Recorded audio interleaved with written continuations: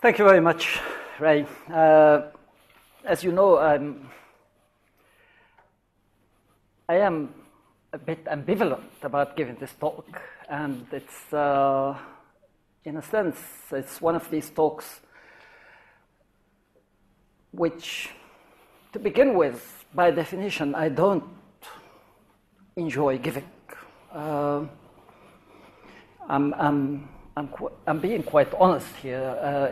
It comes from many years of tangentially dabbling with speaking around the Israeli conflict, the Arab-Israeli conflict, and always ending up in places and spaces where I don't want to end up. And perhaps this kind of experience has made me prefer the safety of writing and let those who want to get all kind of like wriggling about what I'm saying, they can do it in the privacy of their homes as they are reading me, rather than face to face.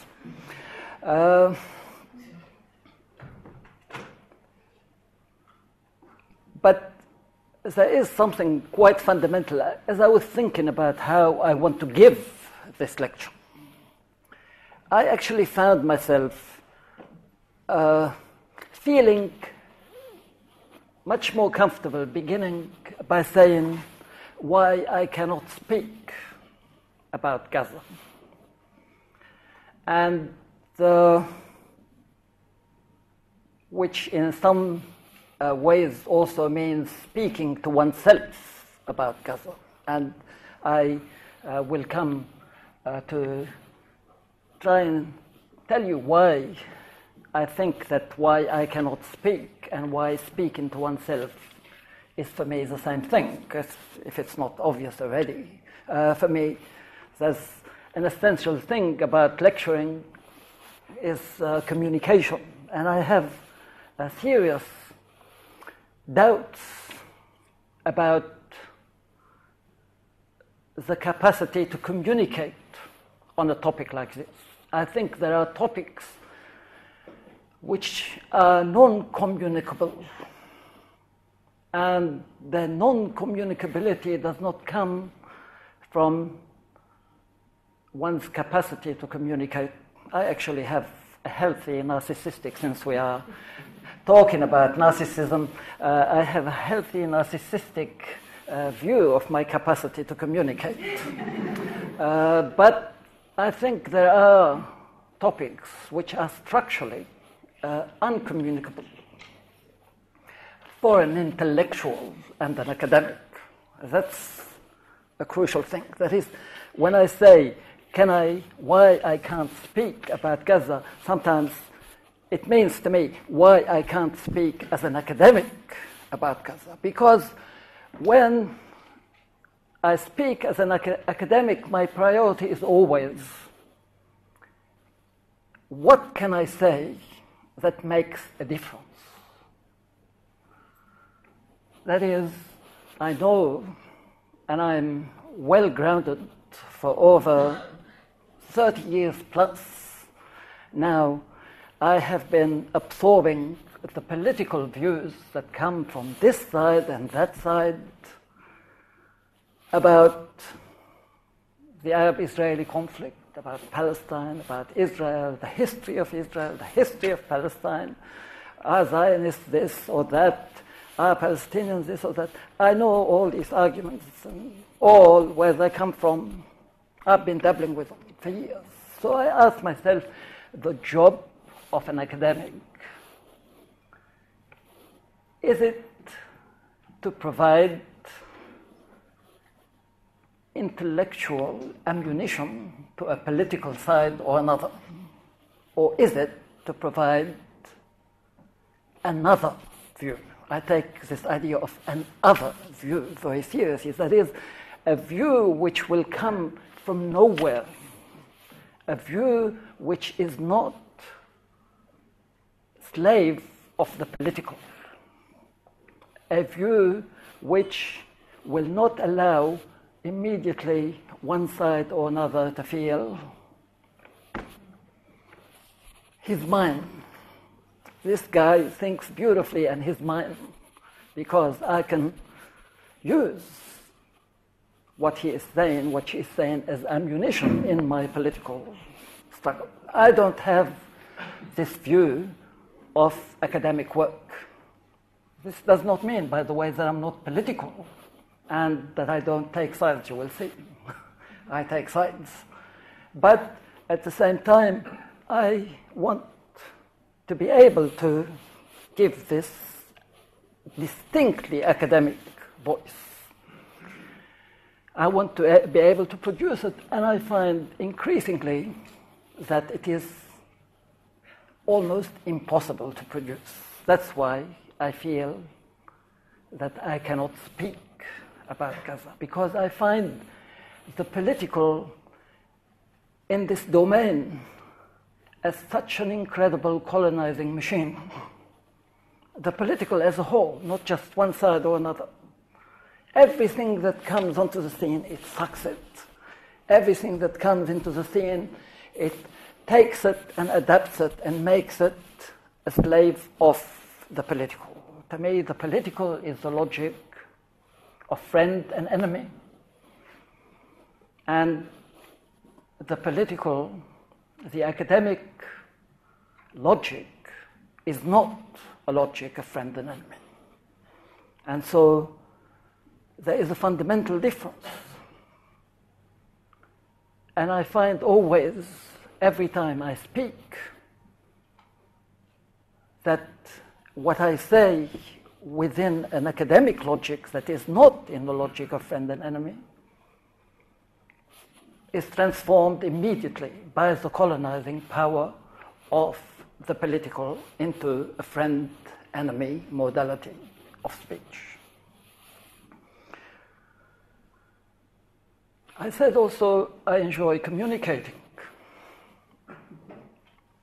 And communicating involves also teaching.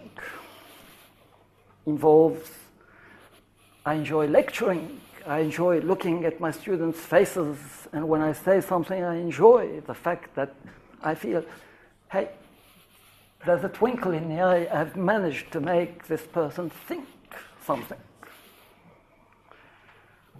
Even if thinking means what you're saying is bullshit, by the way, it's still good thinking. But in a domain like the Arab-Israeli conflict, I've often noticed that I cannot make people think.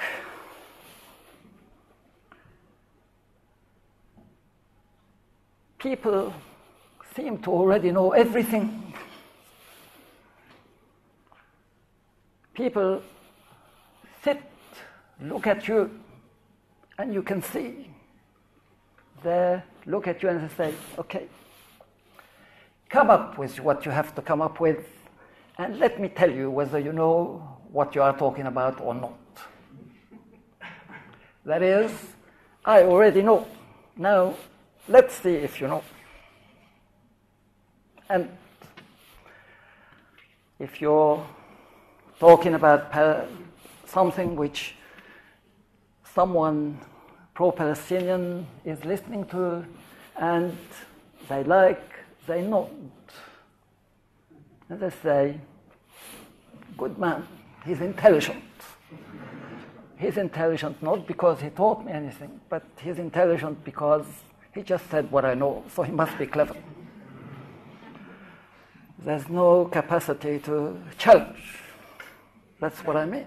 And this happens all the time. I'm not just making it up here. You know, this is why. That's not just, by the way, the Arab-Israeli conflict. I know this with an increased sensitivity because of my experience of studying the Lebanese conflict. And the Lebanese conflict produces conflicts like this, produce what I call confirmationist academics, confirmationist intellectuals. These are intellectuals who get their kudos by confirming common sense of their mob. You're good, not because you challenge me, you're good because you say what I believe, but you say it beautifully. It's about form. What a fantastic way of saying what I know. You're great, you are famous, fantastic academic because you've spent 20 years working on producing your book and you said exactly what I know instinctively. And good on you. Good labor. That's what the listener says. It's not just that in these situations you cannot produce subtle academic discourses, by the way. It's sometimes also what really bothers me is precisely that you cannot say something which is not subtle without it being dragged into. What I mean by that sometimes unsubtle things need to be said subtly. And sometimes you have to say definite things. And when you say them as a definite thing, say simplistic. Academics will say simplistic. But population for or against will celebrate you. So,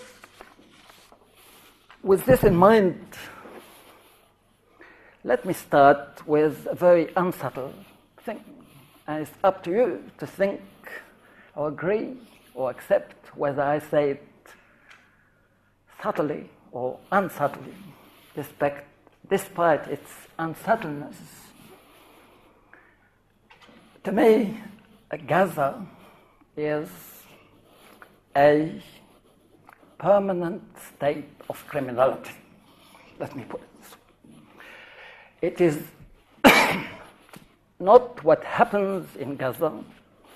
It is not the invasion of Gaza. It is not an event in Gaza.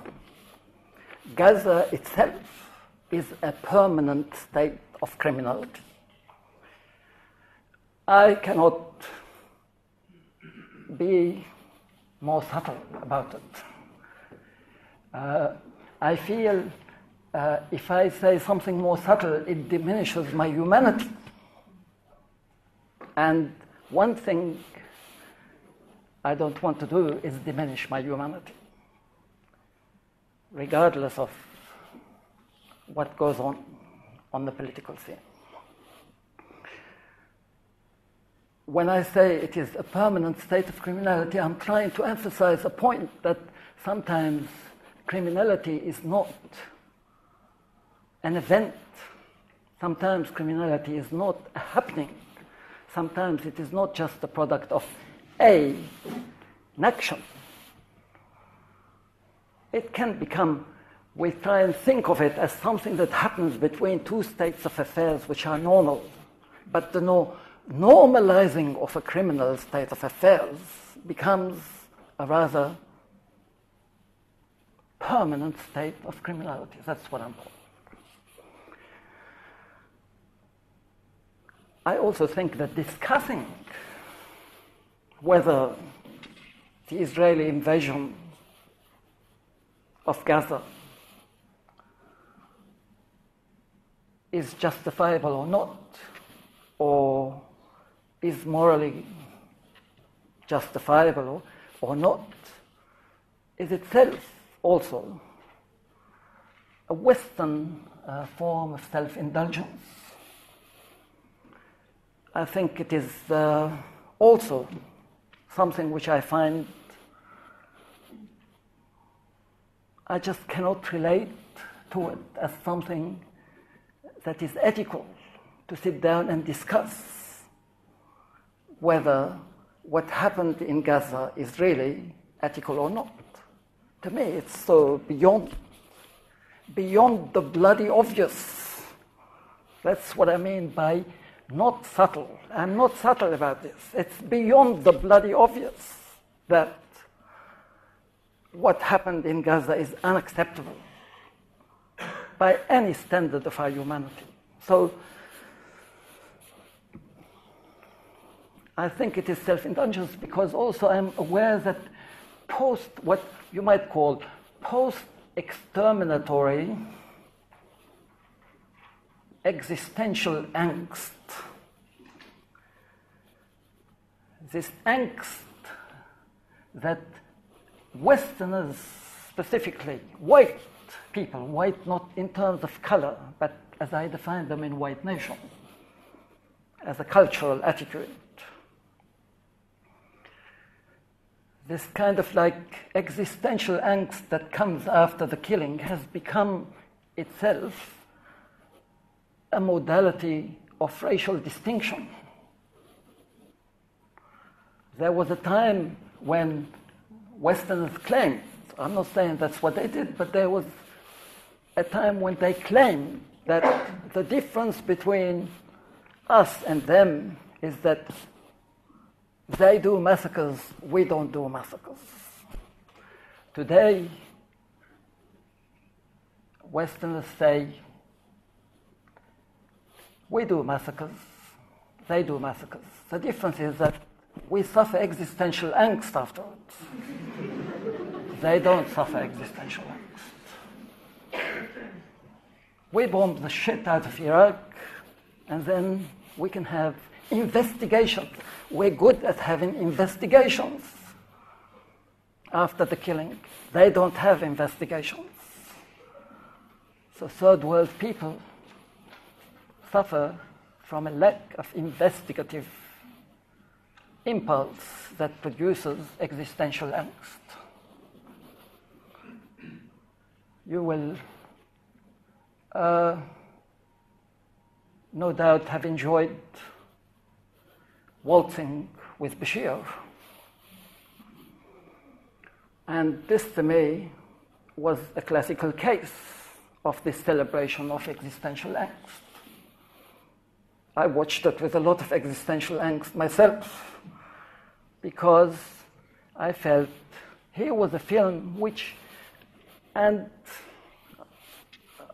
I'm sorry if I just briefly speak about it, I don't want to go on, but it's a film about Israeli existential angst after Sabra and Shatila, roughly, about people suffering. And I am not diminishing its capacity to work within Israeli society and the fact that it had an important impact and spoke to many silences. But you look at it and you see how, as the Israelis in that film are investigating their angst, all the others had no angst. The Lebanese who were doing the killing in Sabra and Shatila appear like sort of like moronic killers moving towards the killing, and that's it. You know, I have no sympathy for the Lebanese Christian right, and I think they were lethal killers, but I do research with them, and they're quite capable of angst themselves.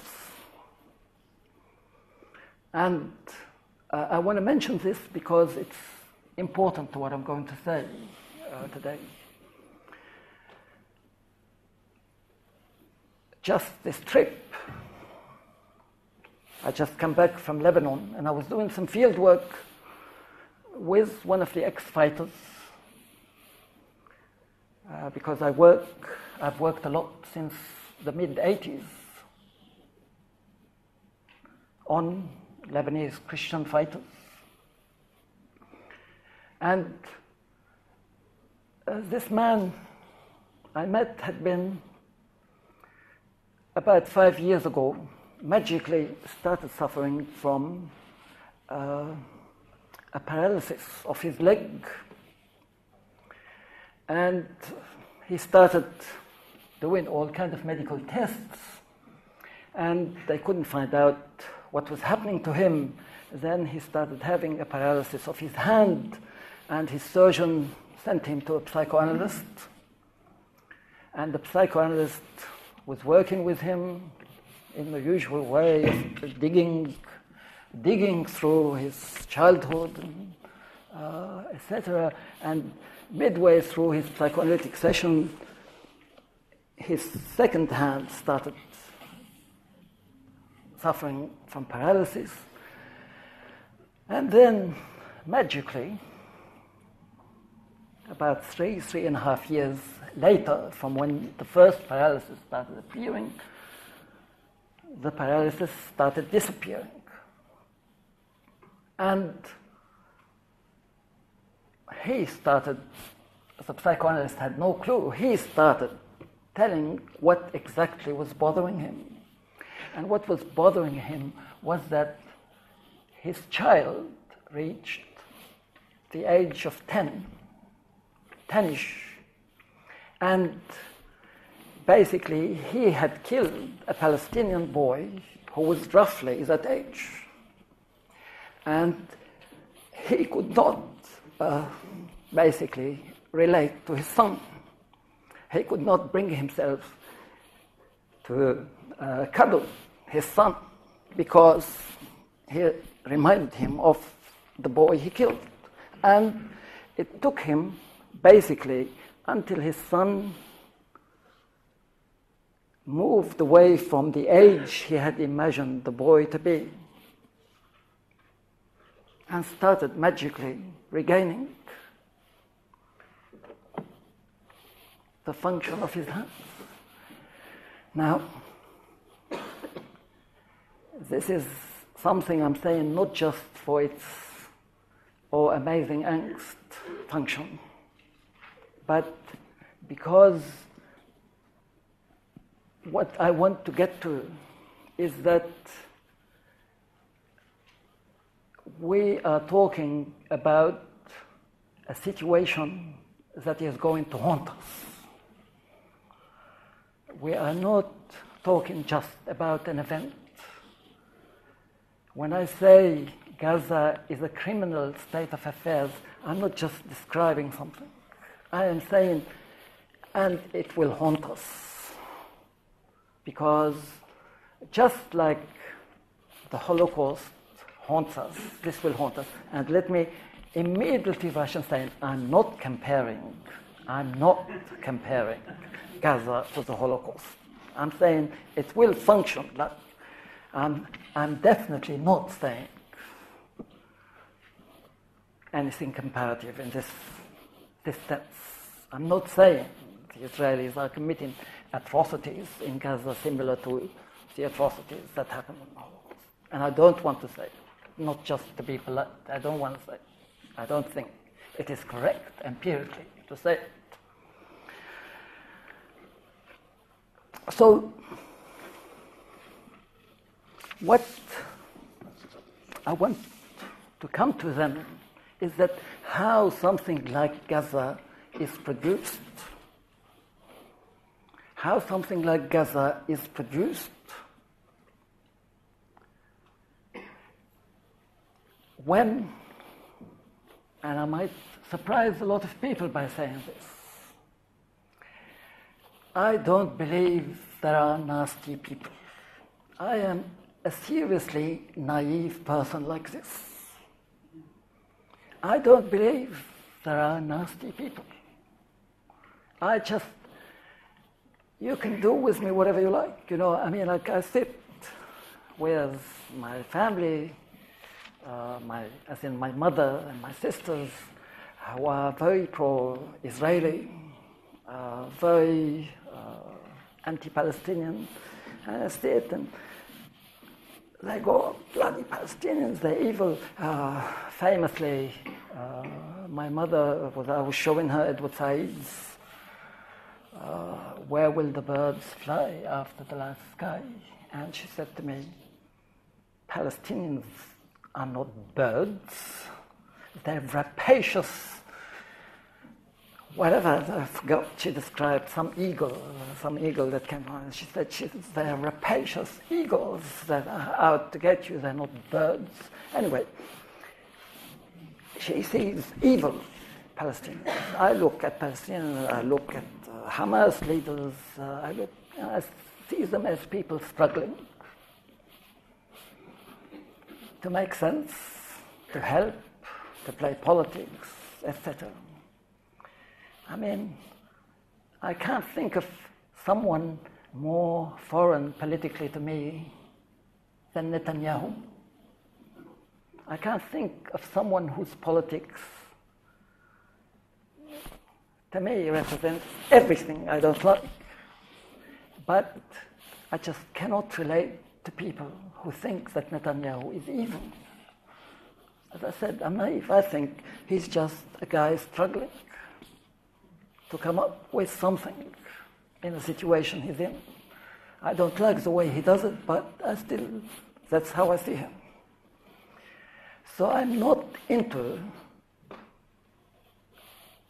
I cannot find my way through accusatory politics of people to answer the question, what is it that makes Gaza possible today?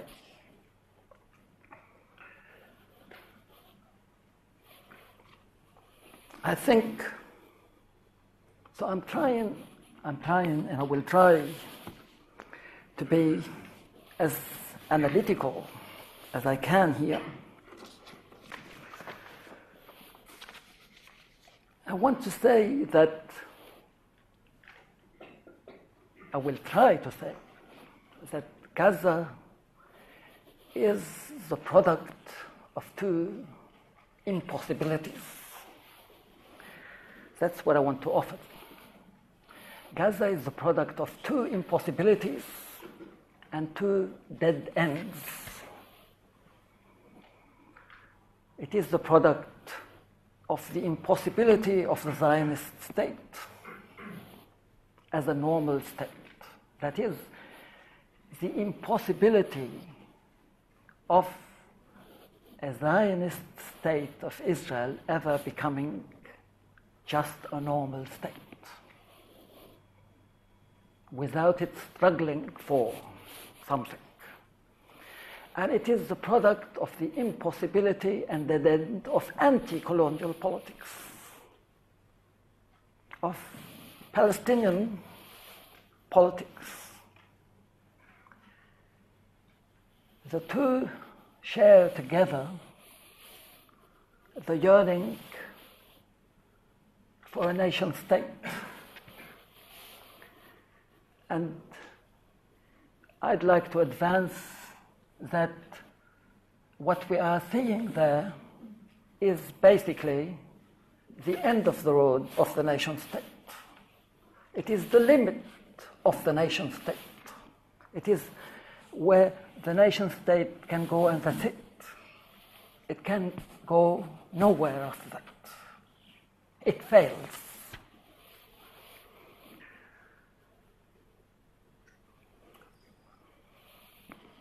Zionism, to me, and Zionists, in the same spirit I spoke about, I'm not interested in the arguments about who and where and what.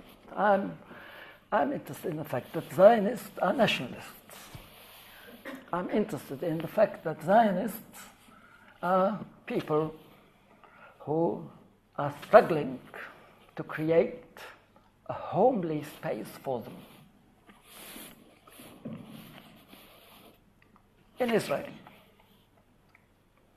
Now, they have historical argument to make themselves feel at home.